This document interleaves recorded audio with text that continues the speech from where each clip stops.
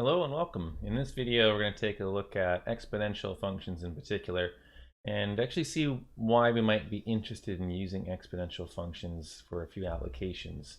Kind of gives you an idea that we're not just doing pure math for the sake of doing math. There's actually a lot of things that you can apply the concept of exponential growth and decay to.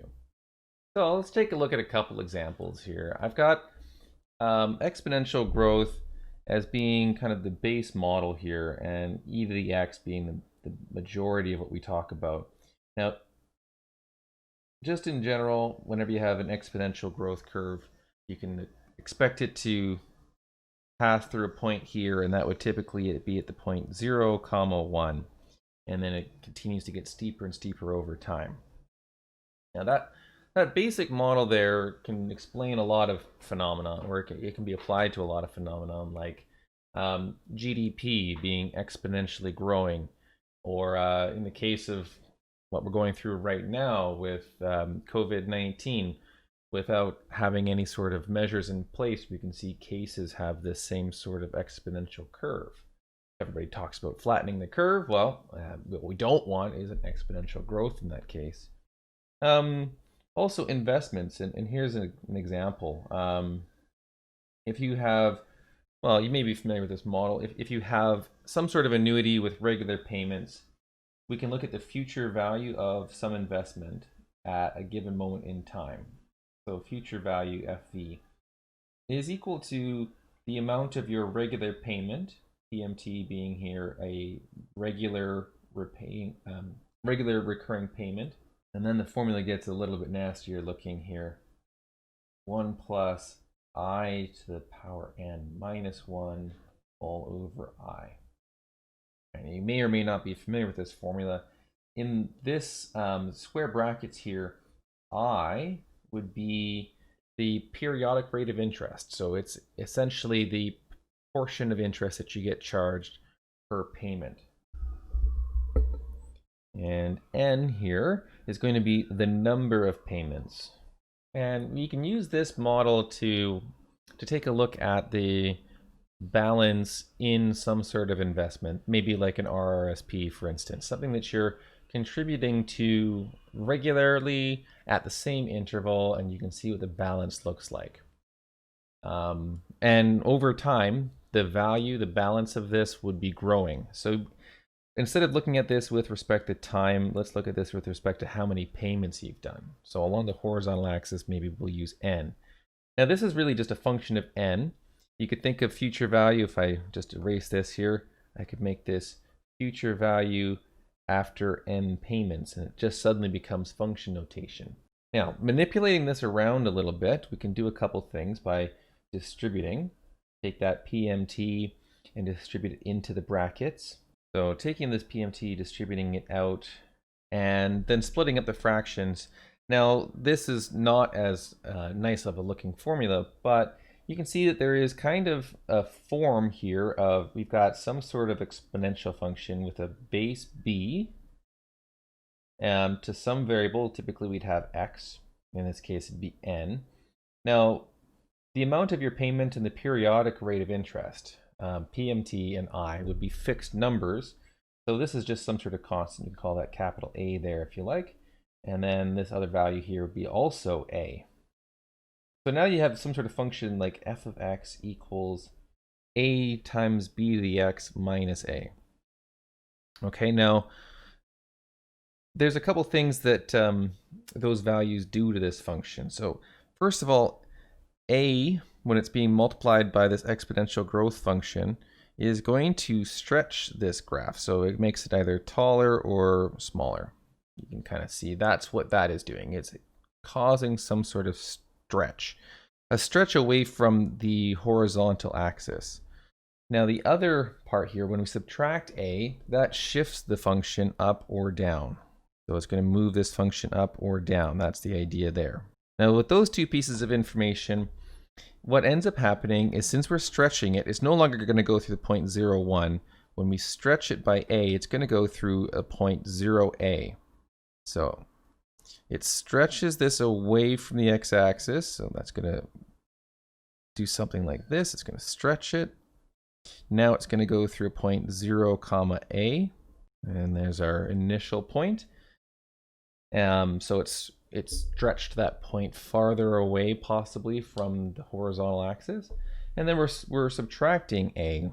Okay, so that's going to move all of the points down by a. So it's going to take this whole curve and it's going to move it right down to the point 0, 0. And so this would be a decent model for modeling the future value of your investment after n investments. This would be the future value of an annuity. Some sort of increasing annuity, like I say, maybe an RRSP or some sort of regular savings plan where you're contributing on a regular basis.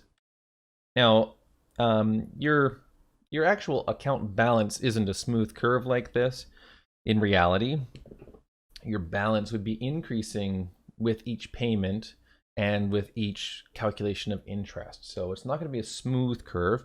You're actually going to have something to do with a zero balance until you put your first amount of money in, and then some interest, more money, some interest, more money, and it's going to be a step curve like this. But it's hard to do much mathematical predictions or modeling when we don't have a smooth curve. So the exponential growth curve is going to be much more handy for us. That's just one example of exponential growth. So just in general, you can do some transformations. If you have the e to the x curve, for instance, a lot of times we're going to multiply that by some value a, and then we can add or subtract some value to that to move it up or down. Now, maybe one other transformation that we can do is we can scale this curve. So what if the base isn't e? In general, we'd probably have something of the form where we have a function equals a times b to the x plus or minus some sort of constant. Now, that would be using a base b. And depending on the base b, that's going to depend on how much this curve gets stretched. But when we're getting into calculus later on, we're going to be mostly wanting to have our exponential function have a base of e. So we can do another little transformation so that no matter what base we have in our function, we can convert that to e. So let's go and take a look at a very basic property of exponential functions and logarithmic functions, and that's their cancellation property.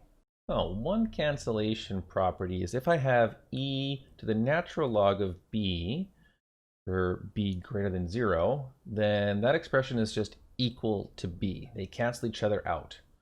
And so if you use that property, we can take this function f of x equals some constant a times b to the x plus c, and we can actually do a little substitution. B is equal to e to the natural log of b.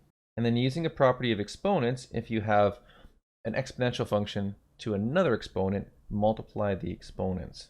Now, the natural logarithm of b times x is your new exponent, and the natural logarithm of b is just going to be some constant, some number. So really, a better exponential model, if you want sort of a general exponential model would be f of x equals some constant times e to the kx plus c. So now, depending on what your values of a, k, and c are, you can take the general shape of the exponential function, you can stretch it, you can change how quickly it grows with k, and then with c, you can shift it up or down as necessary. So take, for instance, if you wanted to look at a mortgage and you wanted to look at the principal balance owing on the mortgage with respect to time, then an exponential model would be a pretty good way to kind of view the balance owing. And for anybody with a mortgage, you know that at the start of your mortgage, a lot of your money goes towards interest and very little of it goes towards principal. So it's pretty slow to start. But as you go further and get closer to the end of your mortgage, then more of your payments go towards principal, and suddenly you're paying off your mortgage at a much faster rate. But the balance owing is decreasing. So in this case, we're going to have our exponential model, and that's our growth model. But because we want it to be decreasing, then we can actually we can flip this. We're going to do a vertical flip here. Now that's usually going to flip it over the t-axis, and that's not where we want the graph. But that would be one transformation, is that you could make a negative number, and that will flip this upside down. Now, we do also need to bring that back up into the positive value. So with C, we can shift this graph up here. And then depending on the amount of your payment and the interest rate, K is going to stretch or shrink that graph. Maybe your interest rate is lower. It may be, for instance, a little bit quicker. So that would be dependent on K. Eventually, we're going to have some sort of function that looks like this. And that's also an exponential function, but it's exponential growth in the negative direction, if that makes some sort of sense. We're decreasing, but it still fits this general exponential model. You can think of all kinds of examples. We'll be able to do some of these in class where we're going to be looking for exponential models that fit some sort of problem. Now, there's actually a little more advanced exponential model, or it's based off of exponential functions, and it's called the Logistic Equation.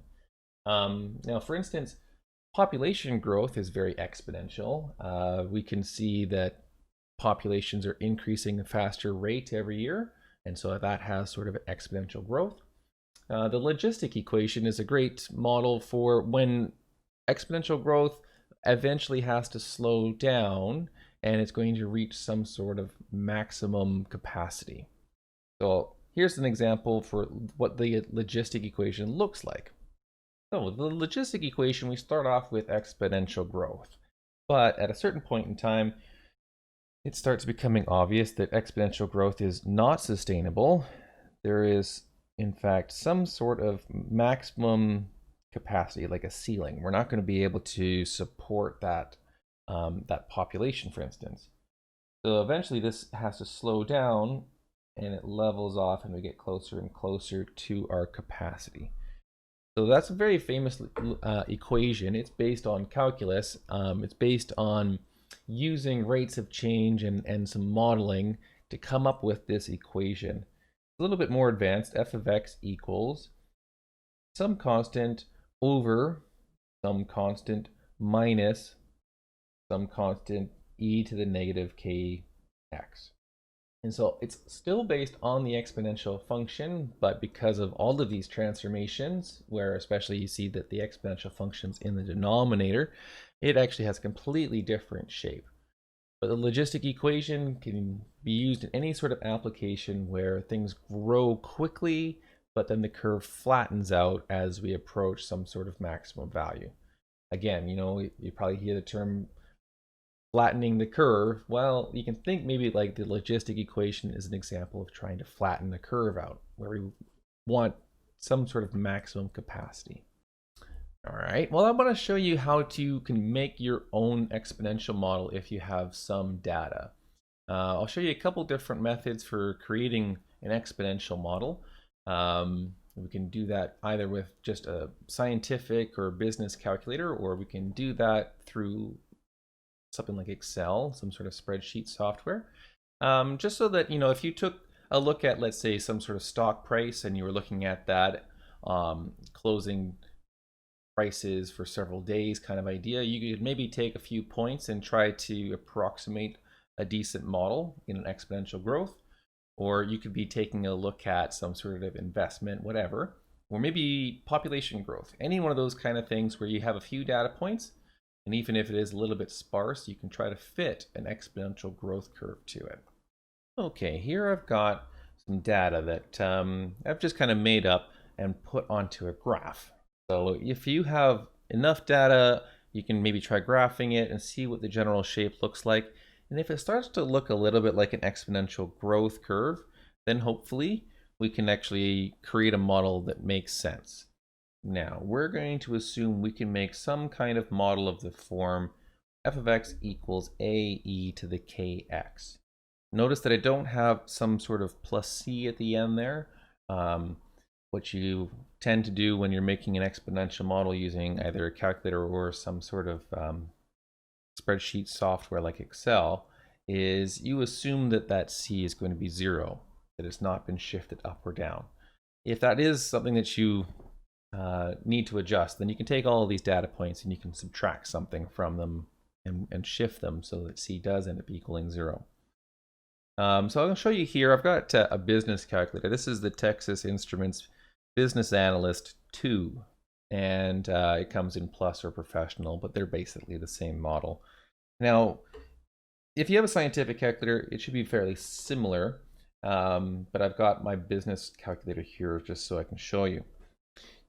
First thing we'll need to do if you want to come up with a model is go into some sort of data menu. So my calculator is second function data, and then you can see it's sitting here on x01, and the first x value I have is 1, and I can store that, and I can scroll down here, and the first y value is 12, and I can store that, and then I'm back to x again, store my second value of x, and keep doing this for all of your values of x and y. Once you've got all your x and y values stored in there, you should usually be able to scroll through and make sure they're all still there. And then in my case, x6 and y6 are both 0, so my calculator isn't showing me anything beyond that. So that is all of the data stored. Now you may have to go into a different menu in order to get the actual exponential model, and it's usually under a statistics menu. Because really what we're doing here is a regression, and that is one of the many topics, one of the more important topics that you learn in the statistics course. Now, different kinds of regression exist. There's linear, which is not what we look like here. It doesn't look like all straight line. So I'm going to change this until I see that I can make an exponential function. And there we go. Now that it knows it's exponential, it will allow me to scroll through the different options and get values, in this case, for a and k. I'm just going to scroll down here, and here we are. So after scrolling through, it has computed a to equal 9.835957,502. It's got quite a lot of accuracy. That's what it has for my value of a. Now on this calculator, it also gives me a value of b, and it depends on your calculator. You may have to look at the manual here. I know that this calculator here isn't actually computing the value of k for me. It's computing b as the base of this exponential function. So what my calculator is actually doing is some sort of function of the form f of x equals a times b to the x.